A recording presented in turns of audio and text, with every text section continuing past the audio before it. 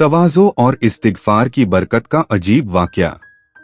एक सफ़र के दौरान इमाम अहमद बिन हम्बल रहमतुल्लाह अलैह किसी शहर में रात गुजारने के लिए मस्जिद में दाखिल हुए, मगर मुअज्जिन या मस्जिद के खादिम ने उन्हें पहचाना नहीं और कहा, यहाँ रात गुजारना मना है। इमाम अहमद रहमतुल्लाह अलैह ने नरमी से अर्ज की, क्या मैं चंद लम्हों के लिए यहाँ ठहर जाऊं? मगर वह शख्स बज़िद रहा और उन्हें मस्जिद से बाहर निकाल दिया। इमाम अहमद रहमतुल्लाह अलैह ने मस्जिद के सहन में लेटने की कोशिश की, लेकिन वहां से भी उन्हें निकाल दिया गया। इसी दौरान करीब ही एक नानबाई मौजूद था। उसने इमाम अहमद रहमतुल्लाह अलैह की हालत देखी और कहा, आइए मेरे घर चलिए, मैं आपको अपने यहाँ पनाह देता हूँ।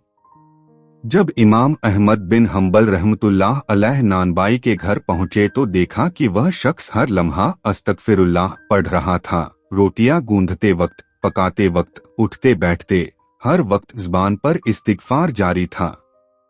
इमाम अहमद रहमतुल्लाह अलैह ने पूछा, इस कसरते इस्तिग़फ़ार से तुम्हें क्या फ़ायदा हुआ? नानबाई ने जवाब दिया, जब से मैंने यह आदत बनाई है, जो दुआ भी मांगता हूँ अल्लाह ताला कबूल फरमा देता है, सिवाय एक दुआ के जो अभी पूरी नहीं हुई। इमाम अहमद रहमतुल्लाह अलैह ने फरमाया, वह कौन सी दुआ है? नानबाई ने कहा, मैंने दुआ की थी कि मुझे इमाम अहमद बिन हम्बल की ज़ियारत नसीब हो। यह सुनकर इमाम अहमद रहमतुल्लाह अलैह की आंखों में आंसू आ गए और फरमाया, सुभान अल्लाह, मैं ही अहमद बिन हम्बल हूँ। अल्लाह ने मुझे तुम्हारे दरवाजे तक खींच लाया ताकि तुम्हारी दुआ कबूल हो जाए।